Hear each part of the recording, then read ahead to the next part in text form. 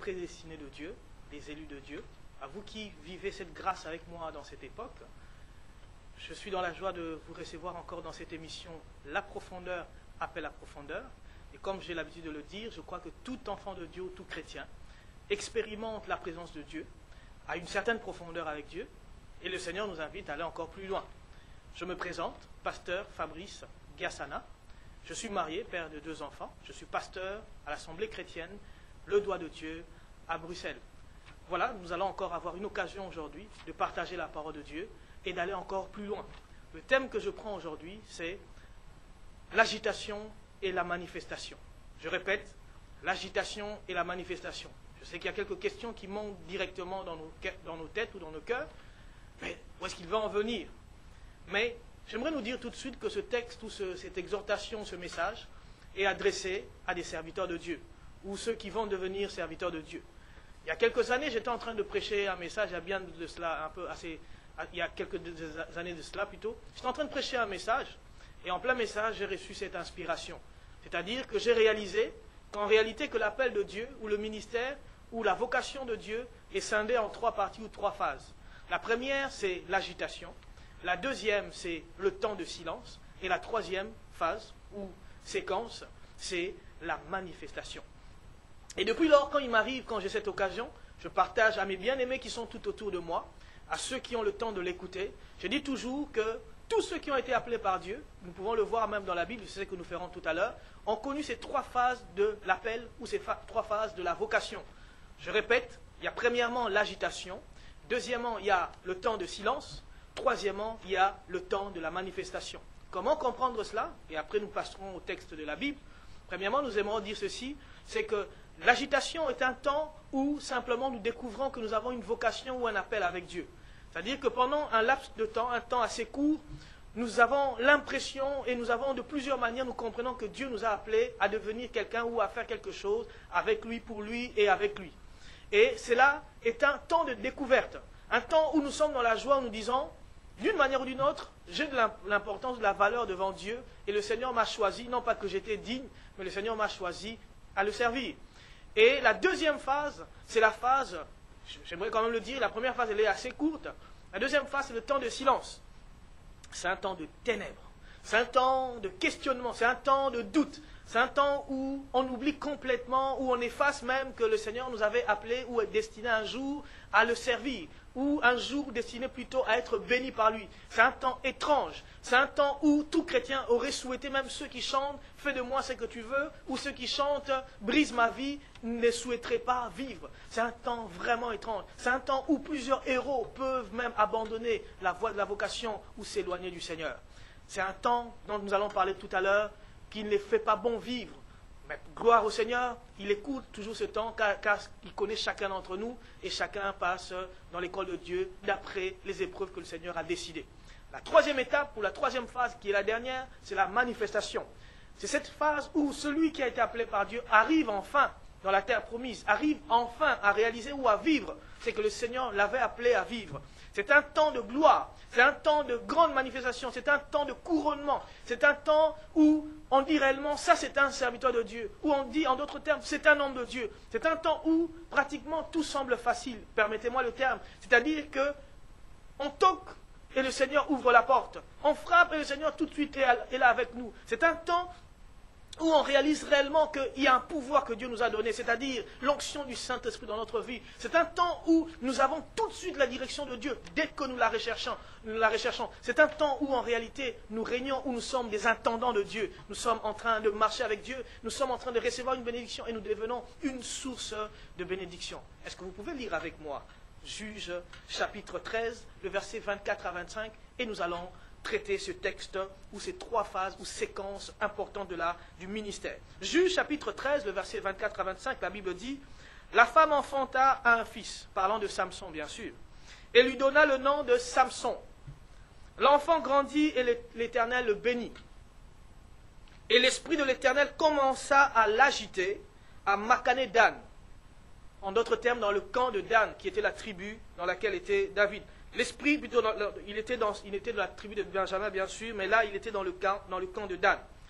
Et il commença à l'agiter entre Tsoréa et Extatoel. Excusez-moi, je n'ai pas vécu à cette époque-là, donc j'ai du mal à prononcer, donc j'ai écorché le nom de la ville.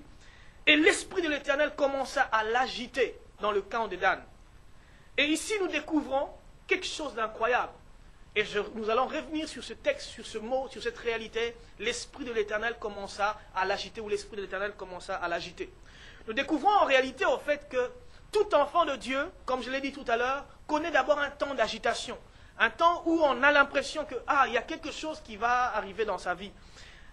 Samson, les gens croyaient que c'était un homme comme tous les autres. On croyait que c'était un enfant comme tous les autres. Mais quand il a commencé à grandir, on a commencé à découvrir qu'il ne ressemblait pas à l'enfant du voisin.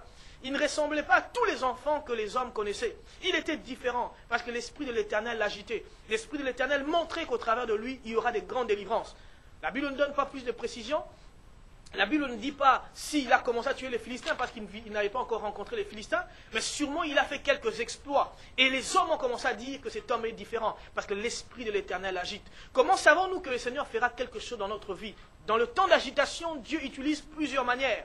Il nous parle et nous agite. Et nous commençons à découvrir qu'il y a quelque chose dans notre vie. Premièrement, on peut dire que le Seigneur, Dieu lui-même, commence à nous parler par des songes. Il dit, voilà ce que tu deviendras. Deuxièmement, nous pouvons dire que Dieu nous montre des visions. Troisièmement, on peut dire que Dieu nous parle par prophétie. C'est-à-dire que quelqu'un vient nous dire de la part du Seigneur, Dieu dit que tu seras ceci ou cela. Et on pourra aussi dire que nous avons des expériences qui nous prouvent qu'un jour, il y aura quelque chose qui va arriver dans notre vie. C'est pourquoi nous avons parlé des 3 étapes. Mais sachez que ces manifestations-là, ou ces agitations ne sont qu'éphémères. Ce sont des petites manifestations qui commencent pour un temps et qui s'arrêtent. Nous voyons simplement qu'il y a un témoignage ou un écho qu'un jour, tu deviendras quelqu'un où tu feras ceci avec Dieu. C'est là que je suis en train de parler des prédicateurs, par exemple. Un jour, tu as prêché, les gens étaient bénis.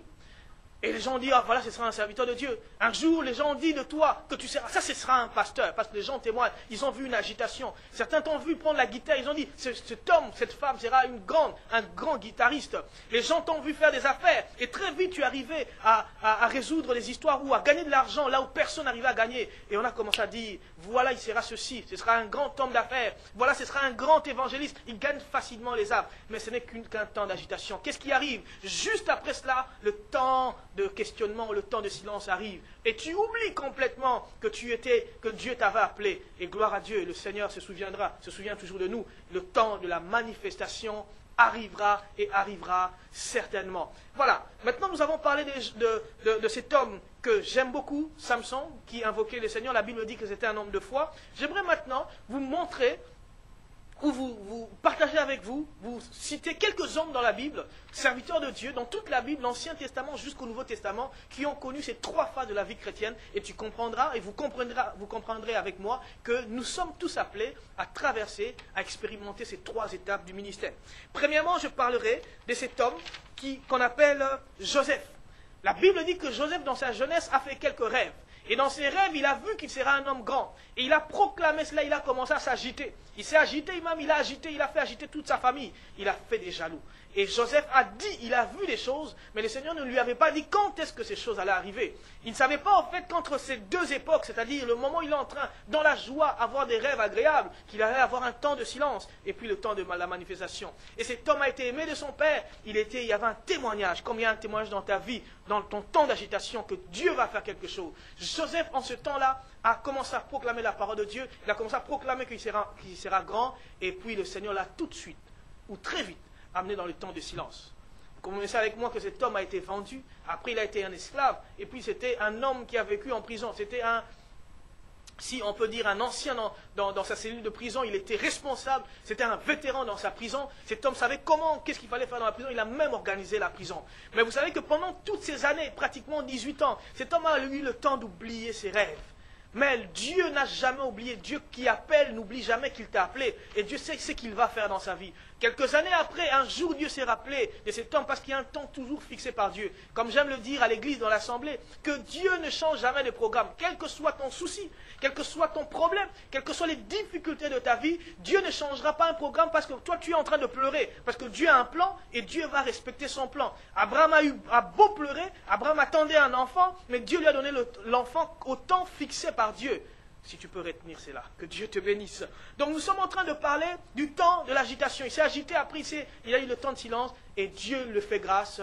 Il sort de la prison, il entre par la manifestation directement dans la cour du roi, du pharaon, et il devient le premier ministre de toute l'Égypte. Et cet homme est entré dans sa manifestation. Ce qu'il avait vu dans son agitation est devenu réalité. À cause du temps, nous allons parler de la deuxième personne, qui est Moïse. Moïse, tout le monde connaît ou parle de Moïse. Moïse a connu les 3 étapes ou les 3 phases de 3 séquences du ministère ou de l'appel de Dieu. Premièrement, un jour, Moïse, qui vivait dans la maison de Pharaon, se met à aller maintenant, va voir ses frères et rencontre un Égyptien qui maltraitait un de ses frères. Il tue l'Égyptien. Et quand il tue l'Égyptien, pourquoi il a tué l'Égyptien? Il sentait en lui un pouvoir, il sentait en lui une vocation qui lui disait qu'un jour, tu seras un tueur d'Égyptiens. Un jour, tu vas exterminer ce peuple, ou un jour, tu seras vainqueur de cette nation. Mais il ne comprenait pas, il a simplement agi par agitation, et il a vaincu un Égyptien.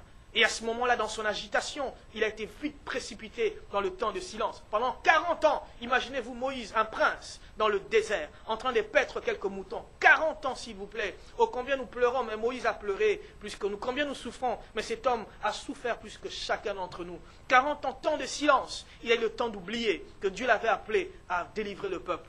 Et Dieu lui fait grâce un jour. Il donne un bâton qui lui fait entrer dans la manifestation. Dieu te donnera toujours quelque chose pour te faire entrer dans la manifestation. Pour lui, c'était une verge, un bâton. Pour toi, peut-être, ce sera quelque chose qui va t'arriver. Une bénédiction, un mariage, une grâce, un travail, une ouverture à laquelle tu ne t'attendais pas. Une relation.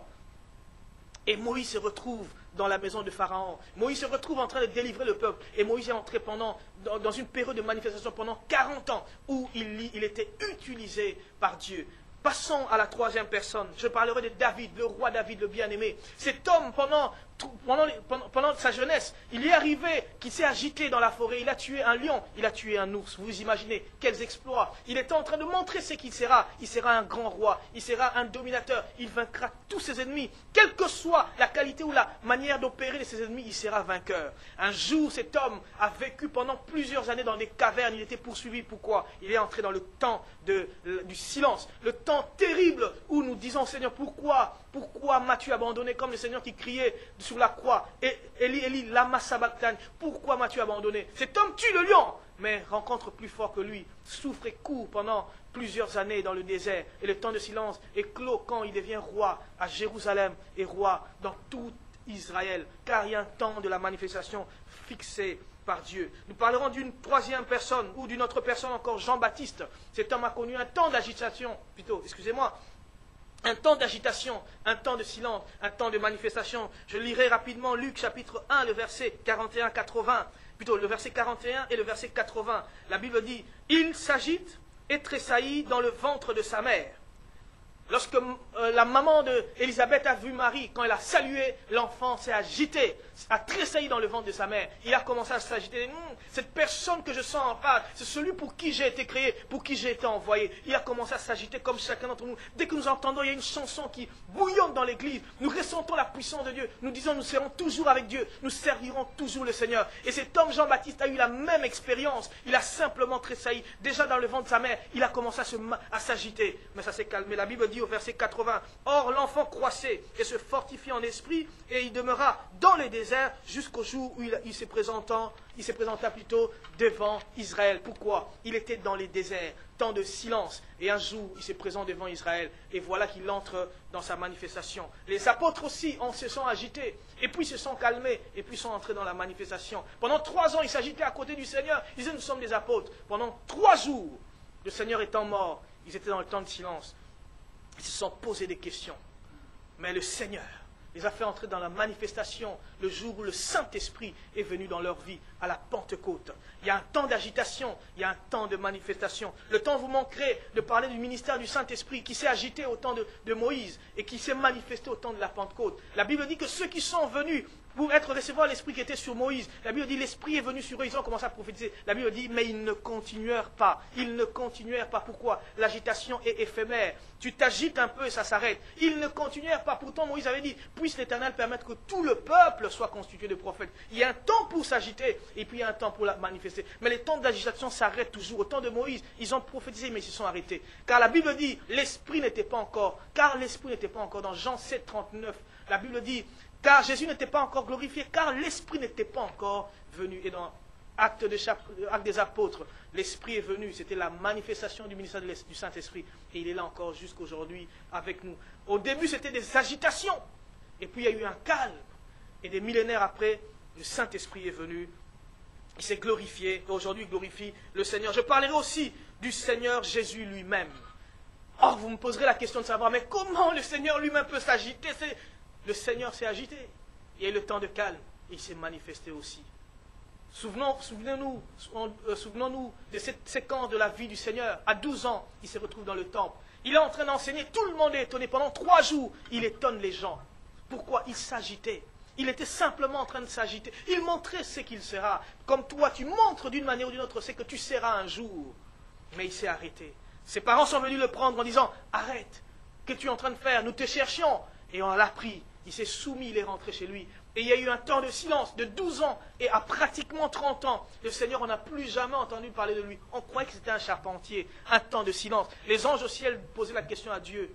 Mais pourquoi il est aussi calme? Est-ce que c'est lui que tu avais appelé? Ils se sont posé la question. Le temps de silence, un temps terrible. Comme cet homme Job. Au premier chapitre, il vit son agitation. Pendant 40 chapitres, c'est un temps de silence. Il ne fait que pleurer. Mais au 42e chapitre, Dieu vient le faire entrer dans sa manifestation où il récupère tout ce qu'il avait perdu. Tu vas récupérer ce que tu as perdu. Le Seigneur Jésus, pendant 18 ans pratiquement, il s'est tué. Quel temps de silence. Et le jour où il vient dans le Jourdain, le Saint-Esprit vient sur lui. La Bible dit pendant qu'il priait, qu'il était baptisé, le ciel s'ouvrit et le Seigneur est entré dans sa manifestation. Pour terminer, j'aimerais nous parler d'un homme qui sait aussi, qui a vécu ces 3 phases. Et je crois que c'est notre histoire aussi à chacun d'entre nous. Il y avait un homme, la Bible nous parle dans les évangiles, d'un homme qui a souffert pendant 38 ans. Il était autour d'une piscine. Pendant 38 ans, personne n'était là capable de le jeter dans l'eau. Pourquoi? C'était une piscine étrange. Dans cette piscine, un ange descendait, il agitait seulement l'eau. C'était le temps d'agitation. Quand il agitait l'eau, à ce moment, l'esprit, plutôt celui qu'on jetait dans cette piscine, était le premier à être guéri. Et j'imagine un peu, si j'étais à cette époque, j'étais autour de cette piscine, j'imagine que dès que l'eau s'agitait, il y avait des dizaines de personnes qui se levaient, de membres de famille qui se levaient et qui prenaient le membre de leur famille, les malades, ils les projetaient dans l'eau. Imaginez-vous comme dans un hôpital. Et dès que tu te retrouvais dans l'eau, le premier qui arrivait était guéri. Mais les autres n'étaient pas guéris. Il fallait envoyer encore des maîtres nageurs pour les sortir de cette piscine. Un temps d'agitation, un temps déjà, quand même de bénédiction, mais un temps de trouble. Et un homme a attendu, l'ange venait, parce que l'ange, ce n'est que l'ange de l'agitation. Mais Dieu est un Dieu de manifestation. Il a attendu pendant 38 ans. Rien ne se passait. Personne n'était capable de le jeter dans l'eau. Le Seigneur, maître de la manifestation lui-même, se présente. Il vient, Jésus de Nazareth. Il pose la question à cet homme, veux-tu être guéri? Et cet homme commence à lui parler du temps de l'agitation, ne sachant pas que le temps de la manifestation était arrivé. Il dit, mais Seigneur, personne n'est là pour me jeter dans cette eau agitée. Le Seigneur ne lui parlait pas de cette eau agitée. Le Seigneur lui disait, tu peux entrer dans la manifestation. Et Dieu lui a fait miséricorde. Il a dit, lève-toi, aujourd'hui tu entres dans ta manifestation, tu es guéri. Et il a pardonné ses péchés. J'aimerais nous dire, bien-aimés, vous qui avez suivi quelques minutes, quelques moments avec moi, tu t'es peut-être agité. Le temps de silence a été long. Mais sache que maintenant, tu peux entrer dans ta manifestation. Comme Moïse régnait sur l'Égypte, tu peux entrer dans ta manifestation. Comme Jean-Baptiste, être envoyé en Israël, tu peux entrer dans ta manifestation. Comme David régnait sur tout Israël, tu peux entrer dans ta manifestation. Comme Samson déchirer le lion, tu peux entrer dans ta manifestation. Mais pour ceux qui, peut-être comme moi, sont dans leur temps d'agitation, j'aimerais te dire, si tu t'agites, sache que Dieu un jour se souviendra de toi pour t'en faire entrer dans la manifestation. J'aimerais te dire, si tu es dans un temps de silence, courage! Le Seigneur te fera entrer dans la manifestation. J'aimerais te dire, si tu es peut-être comme moi aussi, dans le temps de manifestation, ne te retiens pas. Fais beaucoup d'œuvres, car le Seigneur a dit à Saül, fais ce que tu as à cœur de faire, car le Seigneur est avec toi. Le Seigneur est avec toi, le Seigneur est avec toi, la profondeur appelle la profondeur. Dieu veut que tu te manifestes. Que Dieu nous bénisse pour ce temps que nous venons de partager cette parole. Je nous invite à me rejoindre encore une fois de plus ou à s'associer avec moi dans la prière pour que nous puissions partager ensemble la parole de Dieu tous les mercredis. de 20h à 21h sur TV La Foi en Jésus. Nous partagerons la parole de Dieu et je remercie chacun d'entre nous. Pour ceux qui veulent me contacter, mon numéro s'affiche sur l'écran. Que Dieu nous bénisse.